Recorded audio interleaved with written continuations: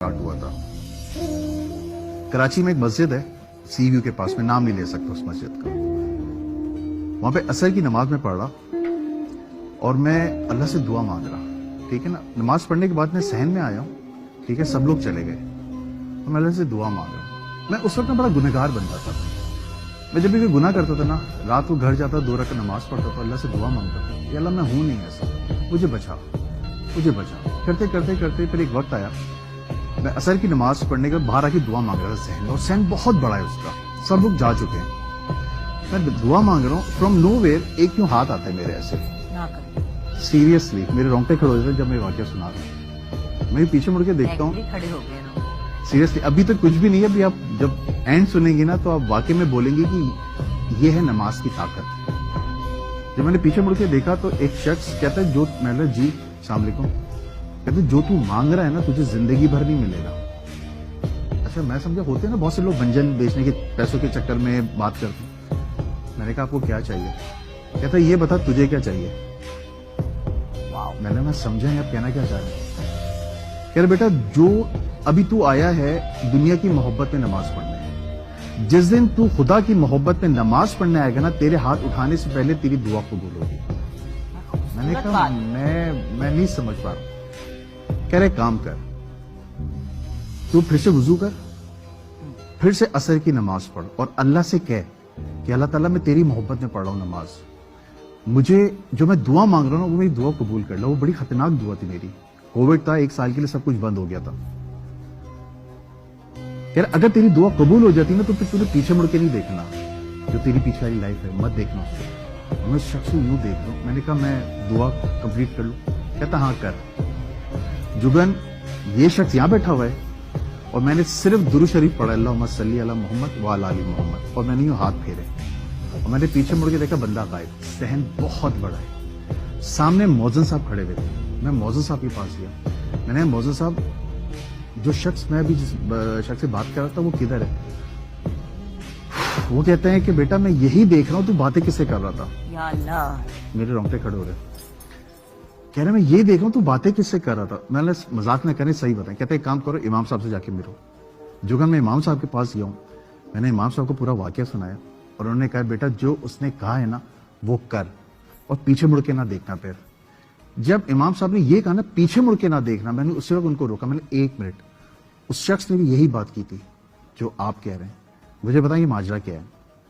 कह रहे बेटा किसी से जिक्र मत करना इस बात का, अल्लाह ने तुझे चुन लिया है। यहां पे असर के बाद होती है जिनों की नमाज।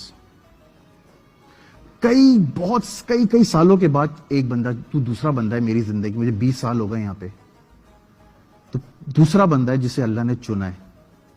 जो कहे उससे वो कर ले। आप यकीन करो मैं वापस गया हूं, मैंने वुजू किया है, मैंने अल्लाह से कहा अल्लाह वाकई में अगर है तो, क्योंकि मैं इंसान हूं ना, दिल में तो सवालात आते ही हैं, ये तो ह्यूमन नेचर है। तो मैं तेरी मोहब्बत में पढ़ रहा हूं नमाज, अगर जिस मकसद के लिए मैं आया हूं अगर ये कबूल हो जाता है मैं फिर पीछे मुड़ के नहीं देखूंगा।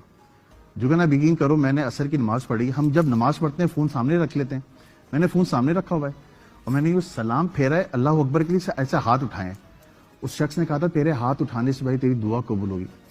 जिस शख्स के लिए मैं दुआ मांग रहा था ना, कि उसने मेरे 15 लाख रुपए लेके भागा हुआ था 1.5 साल से, मैं अल्लाह से दुआ मांग रहा था अल्लाह मुझे कहीं से वो ला दे बंदा। 1.5 साल से फोन बंद था, मैंने ऐसे हाथ उठाए, आधे हाथ उठे हैं, उस बंदे का फोन आया और मैं यूं देख रहा हूं और मैं कह रहा हूं, मैंने कहा हेलो नुमान भाई। कहते हैं आगा भाई आप किधर हैं?